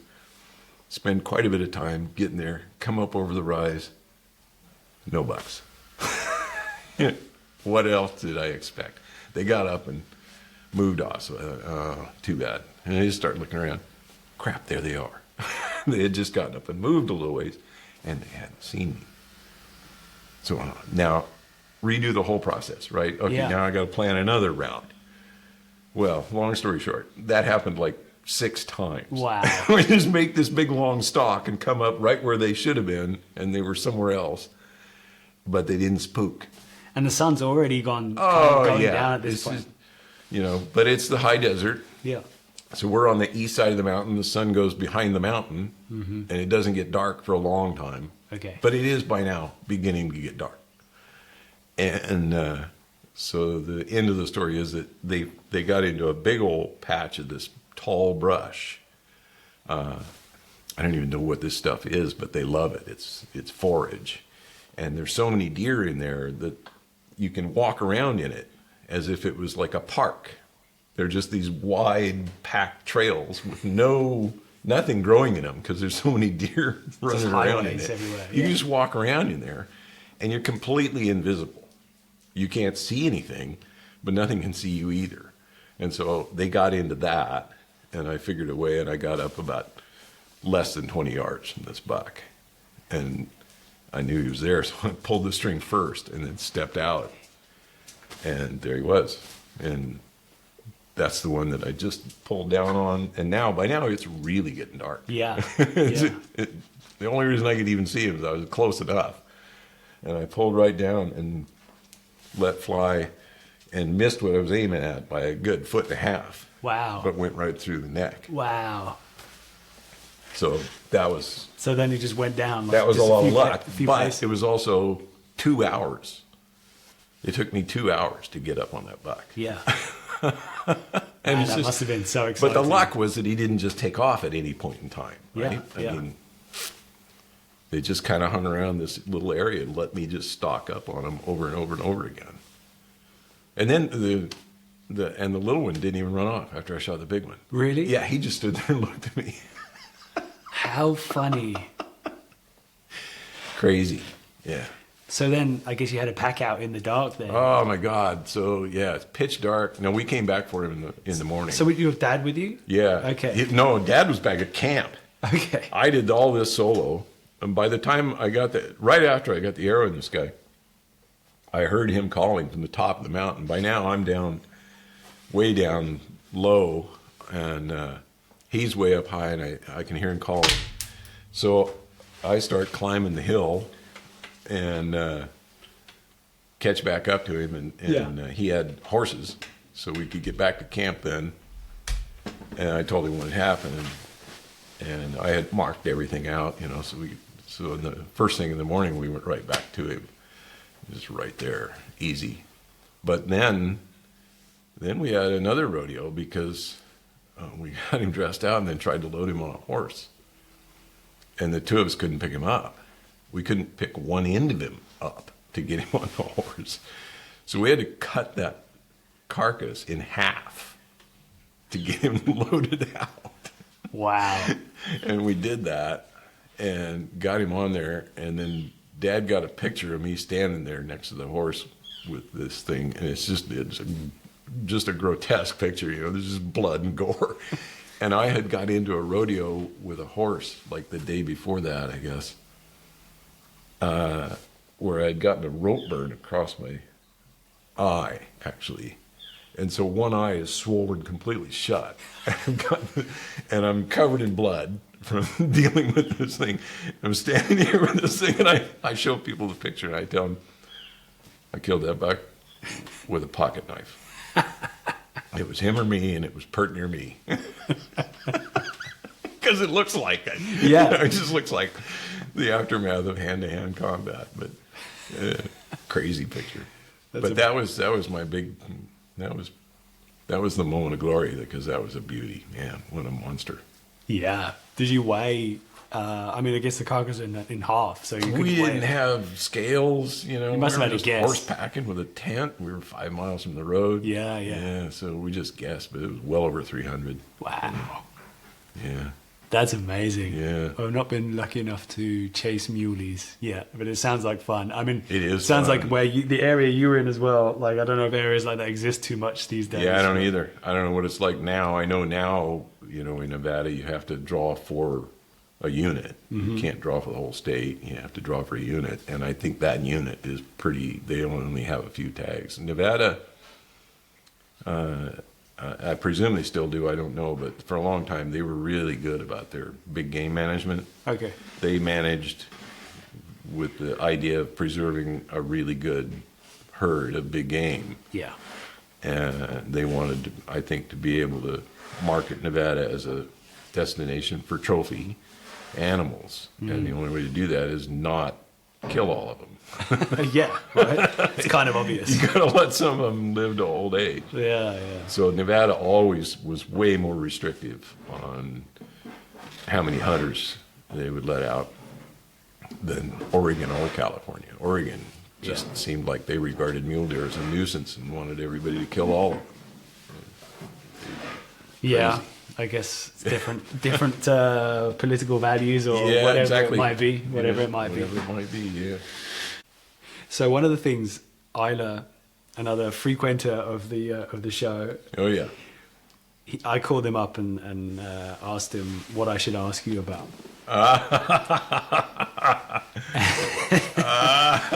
Well, so one thing that came up, and I think he told me about this before, but he said Viking yeast. Ask you about Viking yeast. Right? You really got into brewing, and it sounds like did some pretty big commitments in order to get ingredients. I'm assuming. I think this is me reading between the lines. But tell me about the Viking yeast. The Viking yeast. Yeah. This is a big, long story, actually. Let's see if I can shorten it up. But well, take as long as you want. I mean, several years ago, so homebrewing is not just an American phenomenon. Yeah. And so there's homebrewers all over the place. And of course, in parts of Europe, homebrewing never went out of style. They don't even call it homebrewing. It's just brewing, right? Yeah. So in Norway, there was a guy who was a homebrewer, and he was really into it, and he heard stories about these farmers in remote parts of Norway, farmsteads where they had been brewing their own beer for generations. Wow, okay. And they had their own yeast. And so he got intrigued by this, and there were all kinds of stories about what this yeast was like. So he got intrigued, and he started tracking it down and succeeded, found some of these farms. He's got a whole big deal on his blog about all the adventures he had trying to find this stuff.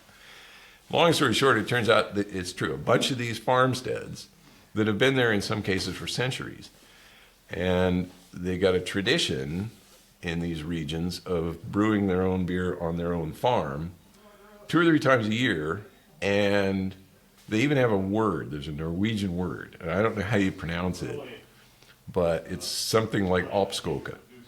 Oppskoka. And so when one of the farmers will brew, on the day he brews, he will call the other farmers in his district, and he'll say, such and such a date, we have oppskoka. And what that is that's the day the beer is done fermenting. And all these guys come over there, and they all taste the beer the moment it's finished, basically. And they can do that because of the way their yeast works. It works completely differently from the way British and Belgian and German yeasts work.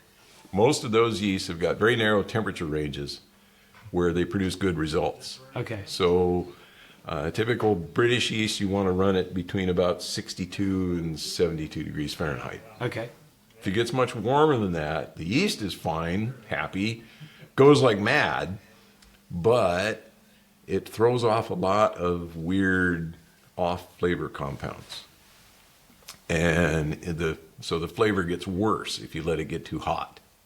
In some cases, it'll taste like Band-Aids, just really nasty. Ugh. Yeah. And the same is true to greater and lesser degrees for French and German yeast. German yeast especially, a lot of that has got a very, very carefully controlled temperature range where it produces really good results. These Norwegian yeasts, and they have a word for them called Kvike. Kvike. Yeah. And Kvike, it doesn't have a strict one-to-one translation, but the closest that this guy has come to the English meaning of it is, it basically means the thing that gives life. So Kvikes, and that's the word now that's come to describe all these farmhouse yeasts from this part of Norway. They've run hot. They do really well at high temperatures. So you keep your beer at 90 to 100 degrees Fahrenheit. Wow. And so this is kind of handy because when you make beer, you have to boil the wort before you pitch yeast. You boil it for a bunch of different reasons, complex organic chemistry reasons, actually, but you do that. And then you have to chill it down to get it into that temperature range that the yeast like. And that's slow and tedious and a little bit perilous because up until you get the yeast going, it can get infected with bacteria. Well, these guys don't have to get it very cold. They get it down anywhere below 110 degrees Fahrenheit, and they pitch this Kvike in there, and it takes off. And takes off, like sometimes within minutes. Whereas a standard traditional yeast, it'll take hours, sometimes 24 hours before you see any activity. With a Kvike, if you pitch a Kvike slurry into warm wort, it'll start fermenting by the time you've cleaned up your gear. Wow. Yeah. And if you keep it warm like that, the fermentation kinetics run fast. And so it will finish fermenting in 3 days, maybe 4. It goes really fast. Wow. And here's the thing. Like I said, you could do the same thing with a British yeast. It'll go really fast too. If you make it hot. Yeah. Okay. You run it warm, it'll ferment out in 4 days too. Yeah. But it won't taste good. It'll taste terrible. You might be able to get it to taste good eventually by chilling it and clarifying and doing a bunch of stuff. But right when it's done, it's not going to be good beer. These Kvikes, when they're done, they're done. They're ready to go. You can drink them immediately.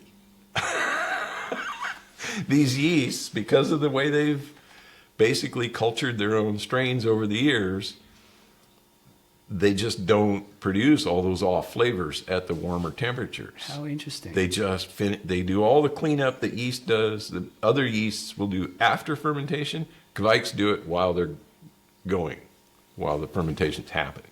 So when they're done, and you can just drink them. And that's what Opskoke is like literally they will call and say 4 days from now, come over to my farm. It's ready. And we'll have a party.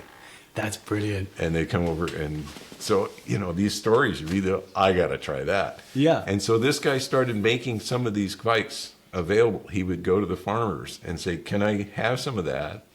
And can I pass it on to other people?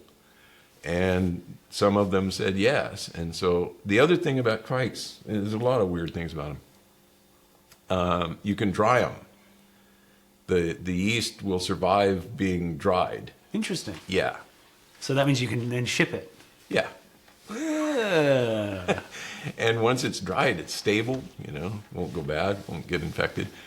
So he would get some of this stuff in like a mason jar or something and just spread it on a cookie sheet, dry it, and make little chips and send little packets. And so that got attention. Homebrewers started to find out about it. Eventually, I found out about it. And by that time, there were several places where you could get some of this stuff. So I started getting it and experimenting with it. And now there's a bunch of different strains of it because each farm has their own strain. And in some cases, they've probably been separate strains for 3-4 generations. Funny. And they produce very different results. And some of them just really good, really interesting stuff. They'll contribute fruity notes. They'll contribute like Voss Kvike, one of the more well-known Kvikes. Voss Kvike, one of my favorites. It contributes a kind of an orange peel flavor. Really? Just from the yeast. Yeah. How interesting. Which goes really well with hops. The citrusy character of some hops. So Voss is very popular for making IPAs. Okay, I feel like I've had that before. It may be. There are some commercial craft brewers using Kvike yeast now. Yeah. So it's possible, but usually they'll tell you because well, it's a big deal. Maybe not then. But this stuff, it's really amazing, to play around with. All these different flavors. And there's some that contribute like a stone fruit character, like dark plums kind of. And I use those for dark beers a lot. Like like a porter. I just love the flavor of those. And so Eiler's had some of those. He's had the Voss IPA, and I'll use the one that I like for dark beer is from a farm called Tormagården, and that's a really good yeast.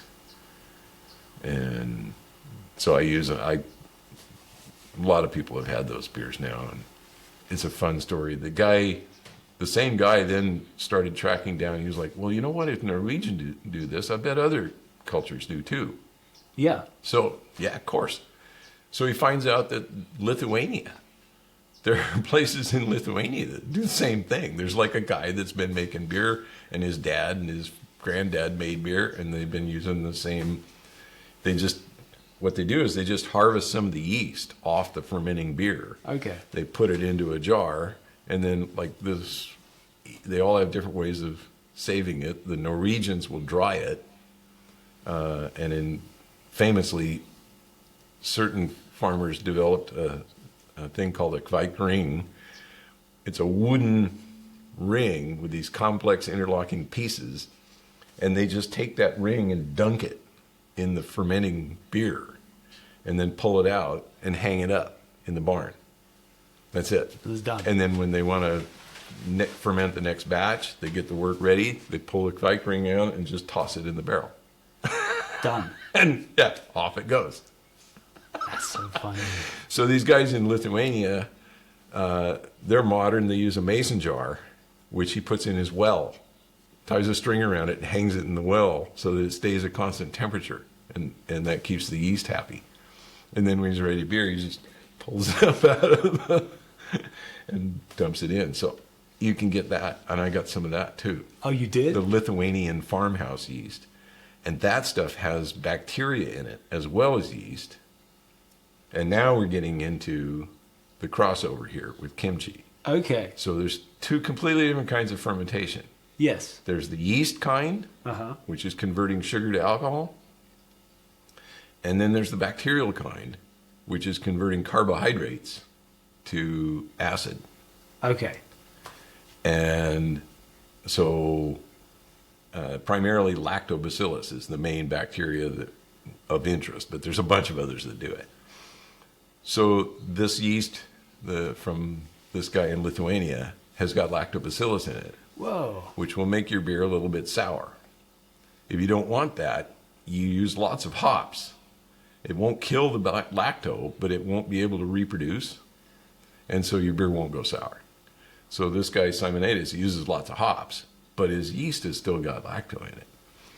Well, now there's a kind of a trend of sour beers in America. Yeah, yeah. As there have been for centuries in parts of Europe.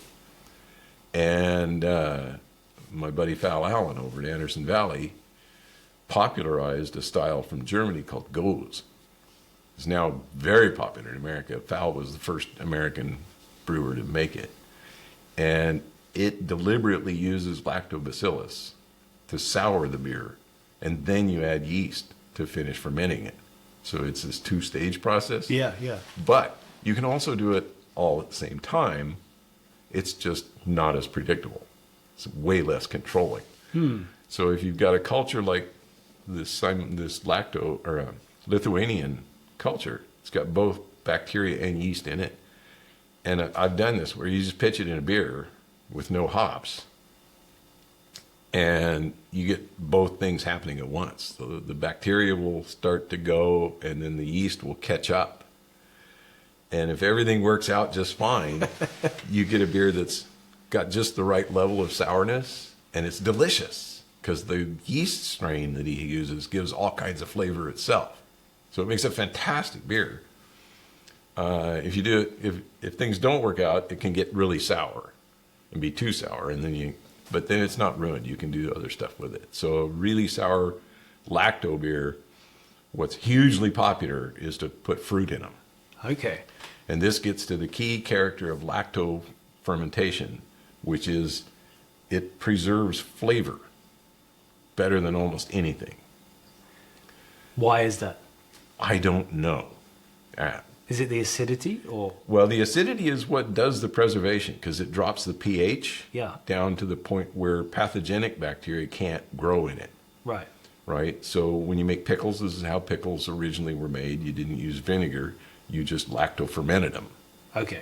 And so almost any vegetable, anything that has carbohydrate in it, you can lacto-ferment it.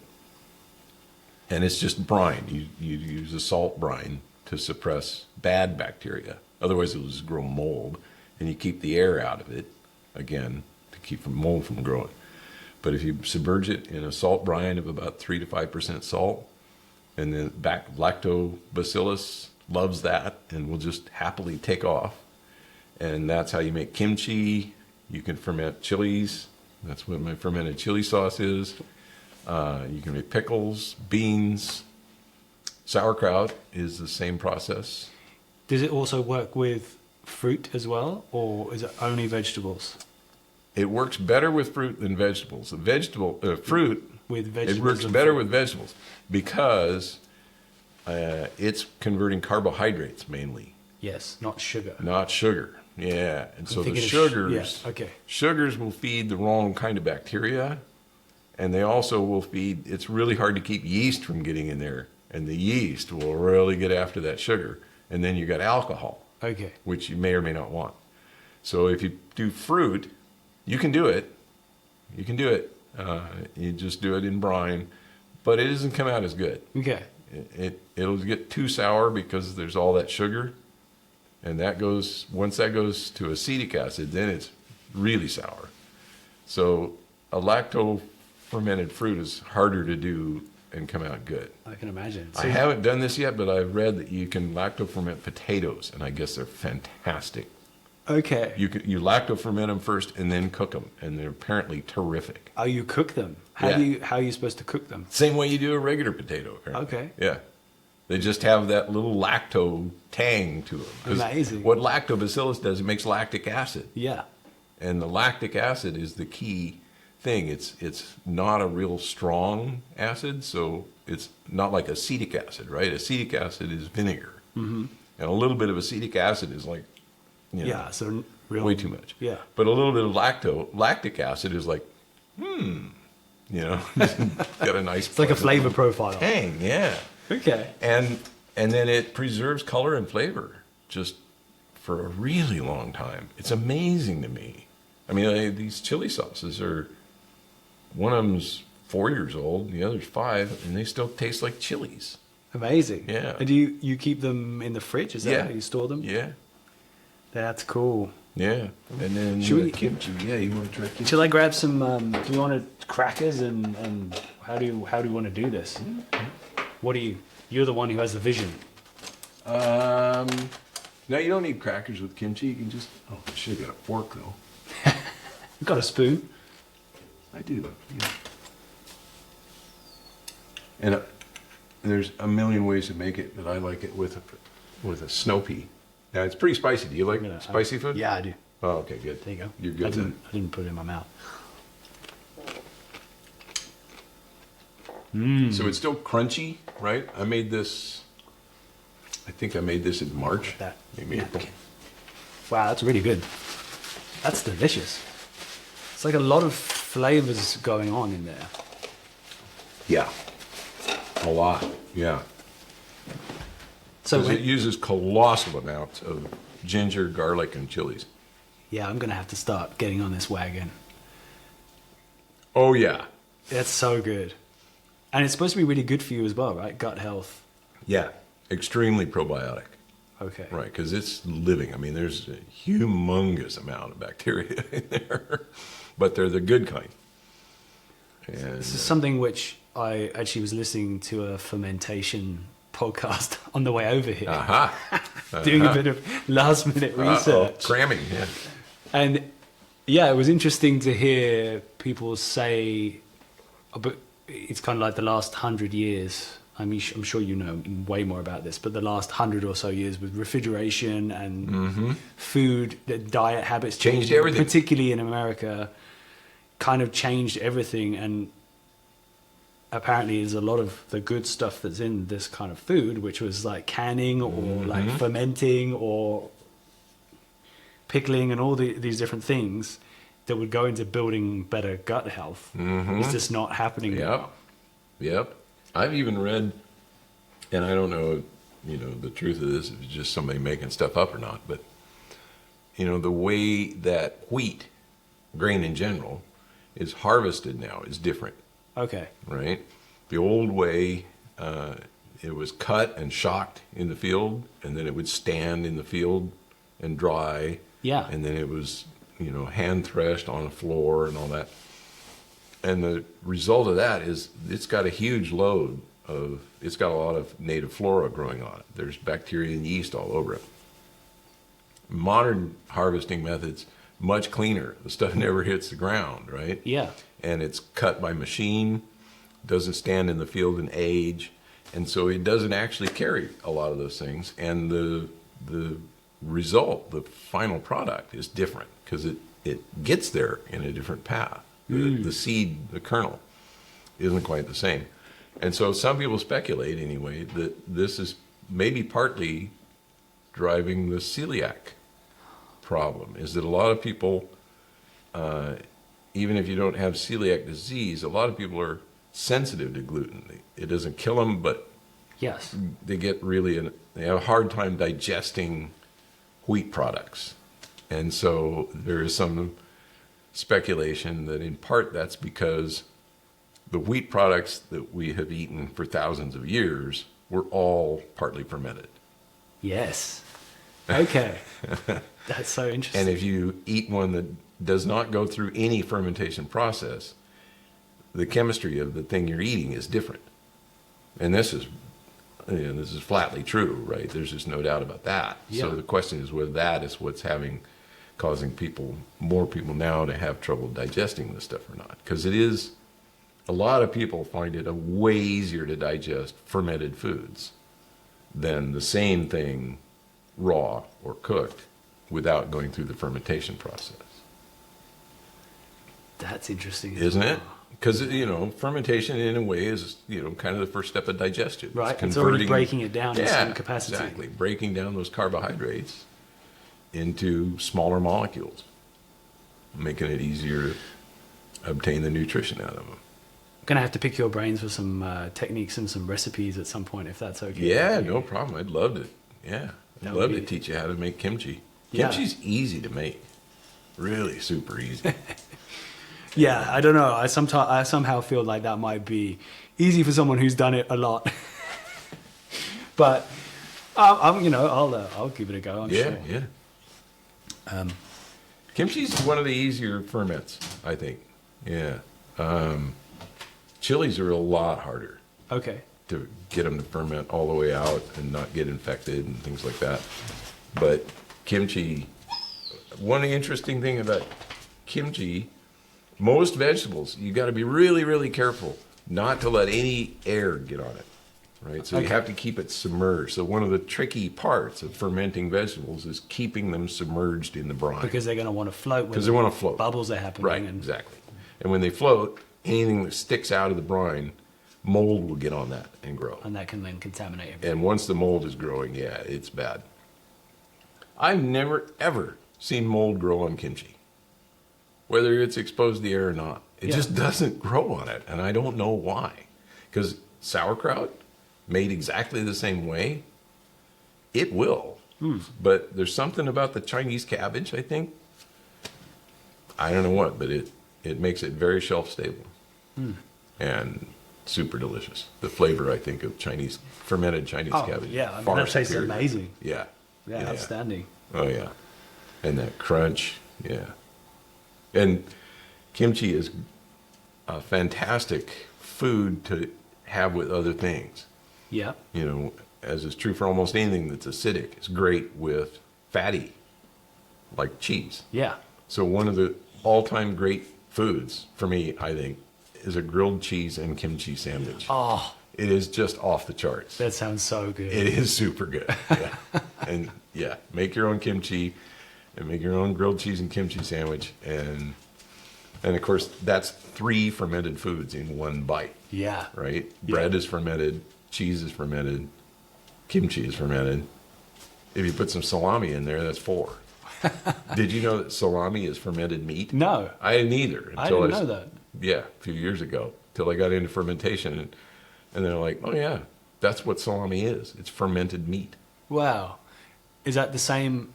It's not the same. Is it lacto? Yeah. It's the same thing. Same thing. Yep. Interesting. You salt it, right? Yeah. Same thing. You salt the meat and then inoculate it with the right bacteria and let them do their job. And they drive the pH down, because the thing that will kill you in meat is, the pathogenic bacteria will grow in it. Clostridium, for example. Okay. But those bacteria can't grow when the pH is below about 5.2. It's kind of a magic number. And when you ferment it, you'll get it down into the 3s. And so then it's stable. It's amazing. I mean, it's raw meat. It's not cooked. Yeah. And yet it's shelf stable. You can just leave it out on the counter for weeks. Yeah, that's pretty amazing. Yeah, that's fermentation. Fermentation is, it's like, in some ways, it just seems like magic. But it's all these tricks that I guess have been used for long before modern technology came along and said that we have to before anybody knew everything. why this worked, right? Yeah, they just figured it out by It's just accident. like, oh, this works, so let's just keep doing it. Yeah. Fewer people die from eating this after we go through this process. Yeah. And then, the flavor improvement, undeniable. And Definitely. Instantly noticeable, And there's a bunch, salami isn't the only kind of fermented meat, so there's a bunch of different things that are made the same way. I feel like we could carry on talking about all this stuff for many hours, but maybe we should wrap it up for this one. But I'd love to get you back on at some point if you're up for it, and we can figure out some other subject matters. I think what we should do sometime is I'll show you how to make kimchi. Yeah, that'd be amazing. Yeah. Love to do that. We can make that into an episode. That'd Yeah. be fun. Yeah, I'd love to do it. Thank you again for jumping on. Yeah. It was fun. Yeah, it was good. I so many things I had. As you no can tell, I idea. have no trouble talking about it. Well, that's good. It's perfect guest is someone I can just give a subject and then As let my you wife roll says, with it. just put a quarter in the slot, push the button, and kick back. Yeah, there you go. Awesome. Right, that's another episode in the bag. Once again, a huge thank you, Tim. It was amazing coming to your home and seeing the fermentery in action. Yeah, it was inspiring. I've got to say, now that I am back in the US, I'm excited to start dabbling myself. So I'm sure your phone is going to be ringing soon. As soon as questions pop up, I will have to listen to my own podcast to make sure that I am up to speed. It's also a perfect moment to thank everyone for listening to the podcast. Thank you for your continued support. It really means a lot. I'm having an absolute blast, but your recommendations and positivity and good reviews are pushing me onwards and upwards, so keep them coming. Speaking of what's coming, we have many amazing episodes still in the pipeline. Stay tuned. Thanks for listening, and until next time.